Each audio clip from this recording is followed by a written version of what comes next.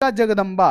तो जगत जोड़ अंबा कहीं दिख रहा है क्या बाबू? आपको बी वाला ऑप्शन में दिख रहा होगा, तो बी वाला ऑप्शन आप लोग टिक कर दीजिएगा। अगला, तिरिच विषाक्त फोर जहरीला लिजार्ड में कितना जहर होता है? जो तिरिच है, तिरिच के लेखक कौन है? उदय प्रकाश जी है। तिरिच कहानी किससे संबंधित है? तो बाबू आपको ध्यान में रखना है, तिरिच कहानी बाबू पिताजी के इर्द गिर्द घूमती है।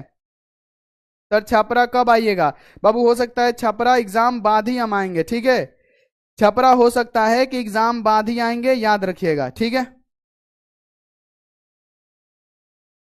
अरे सही बोले हैं यार, आज हमारा दिमाग नर्वस है। हम विद्या जोड़ आलय बोले हैं, अलाय पे ठीक कर दिए हैं, तो उतना करिए ना। आज हम जानते हैं कि आज थोड़ा सा हम नर्वस है, आप लोग जानते हैं आज हम कैसे पढ़ा रहे। विद्या जोड़ आलय बोले हैं, अलाय पे टिक कर दिए हैं, लेकिन आपको बोले तो सही है ना। आवाज सुना दे क्या?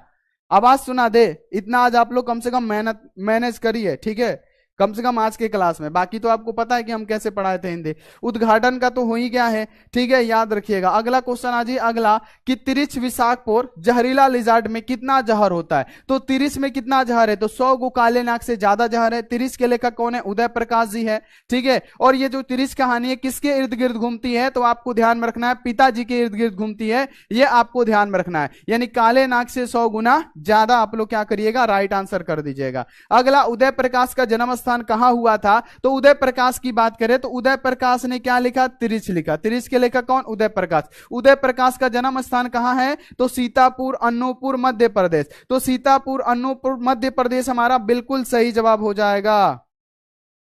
आरा जिला कब आ रहा है? बाबू हर जगह आया जाएगा, एग्जाम बाद आप सबसे मुलाकात होगा। अगला, बाल कृष्ण भट्ट ने मोटा मोटी कुल कितने निबंध लिखे? तो बाल कृष्ण भट्ट की बात करें तो बाल कृष्ण भट्ट ने मोटा मोटी केवल बाबू याद रखना है 1000 निबंध लिखे थे, याद रखिएगा। ये बातचीत के लेखक कौन है? बाल कृष्ण भट्ट है, ये भी आपको ध्यान रखना है। एडिसन का मत, बेन जॉनसन का मत, आपको सारा चीज याद रखना है। अगला, ओ सदनीरा किस नदी को नामित बनाकर लिखा गया? तो ओ सदनीरा में बाबू किस नदी की चर्चा है? गंडक नदी की चर्चा है। गंडक नदी का जल सदियों से क्या रहा है बाबू? चंचल रहा है। ये क्वेश्चन पूछा भी गया है। अगला, कि धांगड़ को 18वीं शताब्दी के अंत में किस कार्य के लिए लाया गया?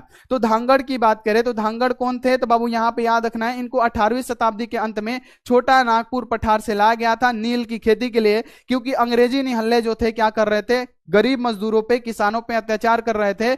और उन्होंने 3 कट्ठिया प्रथा लगा दिया था कि अगर किसी भी किसान के पास 20 कट्ठा जमीन है तो इसमें से 3 कट्ठा में क्या करना पड़ेगा? नील की खेती करना पड़ेगा। और आपको पता है कि जिस भी जमीन पे 2 से 3 बार या 1 से 2 बार नील की खेती हो जाती है, वहां की जमीनें क्या हो जाती थी? बंजर हो जाया करती थी, वहां पे कुछ उगता उगता नहीं था। तो बाबू यहां पे ध्यान में रखना है किसके लिए लाया गया था? तो बाबू नील की खेती के लिए लाया गया था, इसे आप लोग ध्यान में रखिएगा। अगला क्वेश्चन है कि निमोनिया से मरने वाले को मुरब्बो नहीं मिला करते, यह युक्ति किस शीर्षक पाठ की है? तो बाबू याद रखना है, यह शीर्षक किसका है? तो बाबू याद रखना है, यह जो शीर्षक पाठ है ना, किसका है? तो बाबू उसने कहा था, कहानी का है कि जब खंडक में, याद रखना है, जब खंडक में, जितने भी सारे बच्चे याद रखिएगा, जब खंडक में क्या होता है कि रहते हैं ये लोग, ठीक है, जर्मन पलटन से जब सामना करना पड़ता है, जर्मन सैनिक क्या करते हैं? अंधाधुंध गोलियां चलाते हैं, ये लोग खंडक में रहते हैं। उस समय बोधा सिंह को, है ना, याद रखना है, बोधा सिंह को ये क्या करते हैं? अपना जैकेट दे देते हैं, अपना सारा का सारा कंबल दे देते हैं, इनके पास कुछ भी नहीं होता है और कड़ाके की ठंड होती है।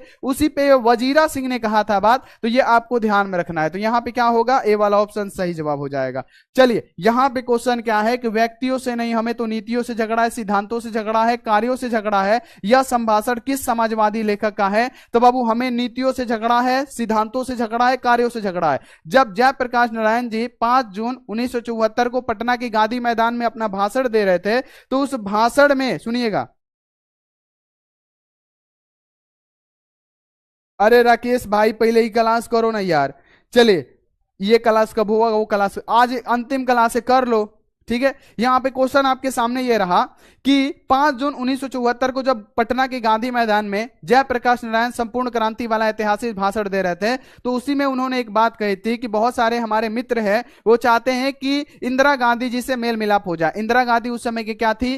मतलब क्या थी यहाँ पे, याद रखना है कि प्रधानमंत्री थे और वो चाहते थे कि इंदिरा गांधी जी से क्या हो जाए, मेल मिलाप हो जाए इनका। लेकिन इन्होंने कहा कि इंदिरा गांधी जी से मेरा कोई वास्तविक झगड़ा कोई थोड़ी है ना, हमें किसी से कोई झगड़ा नहीं है। अगर उसकी नीतियां गलत होगी तो उसकी नीतियों से झगड़ा है, अगर उसके सिद्धांत गलत होंगे सिद्धांतों से झगड़ा होगा, उसका कार्य हमको गलत लगेगा उसके कार्य से झगड़ा होगा, हमें किसी से पर्सनल दुश्मनी नहीं है। तो बाबू ये किसने कहा था, आप कहिएगा जयप्रकाश नारायण जी ने कहा था, ये आप लोग ध्यान में रखिएगा। चलिए, जब देश के भाग्य का निर्णय हो रहा हो तो व्यक्ति को भाग्य की पूर्णता को क्या होना चाहिए, भुला देना चाहिए। यह युक्ति किस शीर्षक पाठ से है, तो यह बाबू एक लेख एक पत्र में भगत सिंह की युक्ति है कि जब देश के भाग्य का निर्णय हो रहा हो तो व्यक्ति को अपने भाग्य को भुला देना चाहिए। यह भी आपको ध्यान में रखना है ना। आगे बढ़ जाइए, ओम प्रकाश और सुखदेव सिंह त्यागी किस शीर्षक पाठ के पात्र है, तो ओम प्रकाश और सुखदेव सिंह त्यागी ये जूठन के हैं, ये आपको याद रखना है। जूठन के लेखक कौन है, ओम प्रकाश वाल्मीकि जी है,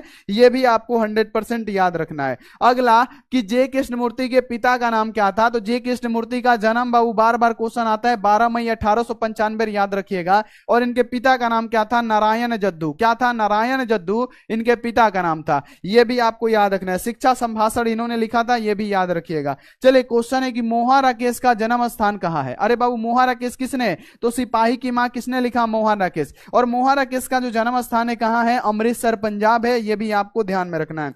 अगला क्वेश्चन है कि अर्धनारीश्वर शीर्षक निबंध में शंकर और पार्वती के किस प्रकार के रूपों का वर्णन किया गया है, तो ओ सदानीरा है ना, सॉरी अर्धनारीश्वर शीर्षक। अर्धनारीश्वर में बाबू क्या है, शंकर जी और पार्वती जी के काल्पित रूपों को दिखलाया गया है। यह बाबू रामधारी सिंह दिनकर के द्वारा लिखा गया है। तो बाबू कौन सा रूप दिखलाया गया है, काल्पित रूपों को दिखलाया गया है, यह आप लोग ध्यान में रखिएगा। मुन्नी डाक गाड़ी के पीछे क्यों जाती है, तो मुन्नी डाक गाड़ी के पीछे इसलिए जाती है क्योंकि उसको चिट्ठी का इंतजार था। और किसके चिट्ठी का, तो बाबू उसके भाई का चिट्ठी का। ये जो मुन्नी होती है ये भविष्यवाणी करती है किस दिन चिट्ठी आने की, तो मंगलवार को चिट्ठी आने का भविष्यवाणी करती है।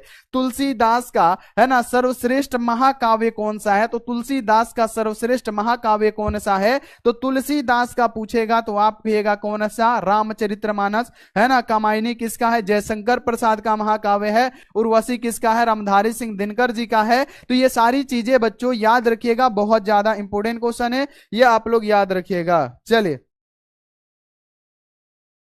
सर, क्यूआर लगाइए, हमको आपको गुरु दक्षिणा देना है। नहीं बाबू, आप लोग का प्यार रहे ना, हम पैसा से जानते हैं कि हम बिल्कुल पैसा, सर क्यूआर लगाइए। बाबू देखिए, पैसा से हम आज तक प्यार ही नहीं किया, प्यार तो हम आपसे किए थे साल भर, तभी तो आपसे एक 4 आना नहीं लिए, आपको पढ़ाते गए, आपको पढ़ाते गए। चलिए, बच्चा बोल रहा है तो कल सीवान में ही मिल लेंगे बाकी।